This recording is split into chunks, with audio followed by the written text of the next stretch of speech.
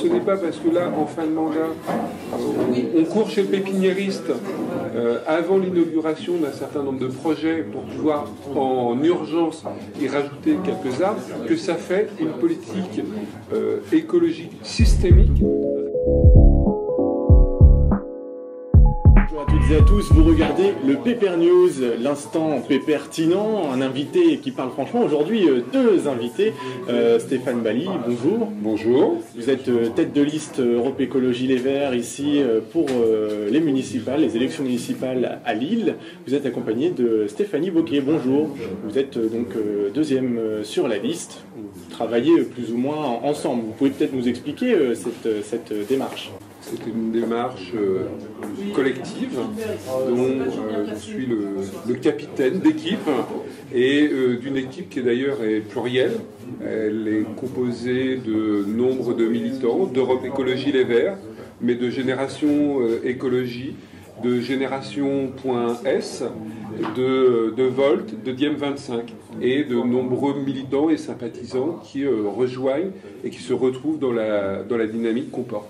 Un commentaire sur le slogan de la candidate Violette Spilbout, faire respirer l'île, c'est quand même digne d'un candidat écolo, ça, quand même. Moi, je pense qu'aujourd'hui, tout le monde est écologiste. Après, sincèrement, notre cohérence et notre constance dans les fondamentaux qui sont défendus par Europe Écologie Les Verts depuis des années montre bien que la crédibilité est de notre côté pour mettre en place un vrai projet écologiste. La question n'est plus de savoir s'il y a ou pas de l'écologie, mais c'est bien de quelle politique on parle. Et aujourd'hui, force est de constater que la candidate fait respirer l'île, qui est la candidate du gouvernement Macron, qui est quand même le gouvernement aujourd'hui dont les politiques sont anti-écologiques. En termes de bilan, qu'est-ce qu'on peut tirer des enseignements, notamment en écologie, ici à Lille, de la politique menée par Martine Aubry? Moi, je vais commencer, donc 4e mandat en tant que maire, 5e mandat en tant qu'élu. Donc c'est quand même pas mal. Hein. Ça fait 18 ans quand même que ça dure.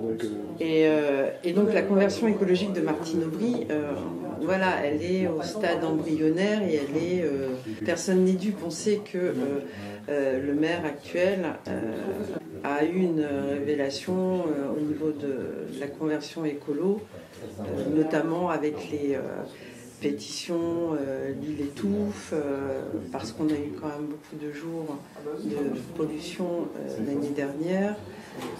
Il y a eu des marches pour le climat, il y a eu la jeunesse pour le climat. Donc tout ça est plus une stratégie de calculatrice électorale plutôt que de conviction écologique forte. De façon anachronique, Lille est la dernière ville avec une grande place flamande, la Grand Place, traversée par un trafic routier.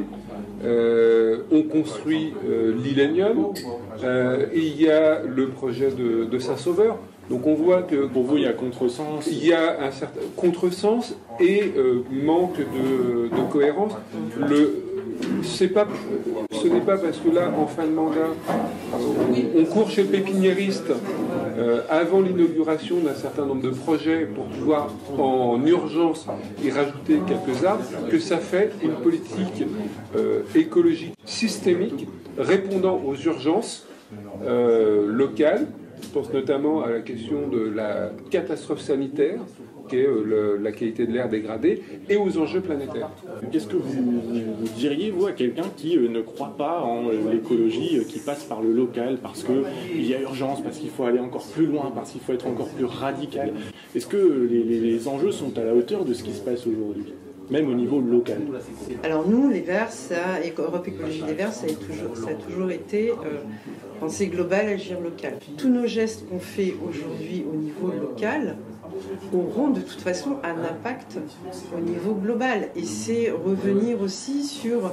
L'île est une ville sur une petite planète et on vit tous sur cette même planète, on est tous habitants de cette même planète et voilà, le respect de cette planète, le respect des uns et des autres, c'est ça aussi qui est très important pour ça que je disais, l'écologie politique englobe vraiment le social, tout ce qui est démocratique et évidemment tout ce qui est environnemental. Une toute dernière question maintenant. Que pensez-vous d'un mouvement comme Extinction Rébellion ? C'est plutôt assez inédit, c'est nouveau en tout cas, il y a beaucoup de jeunes. Vous avez peut-être un avis sur ce mouvement ?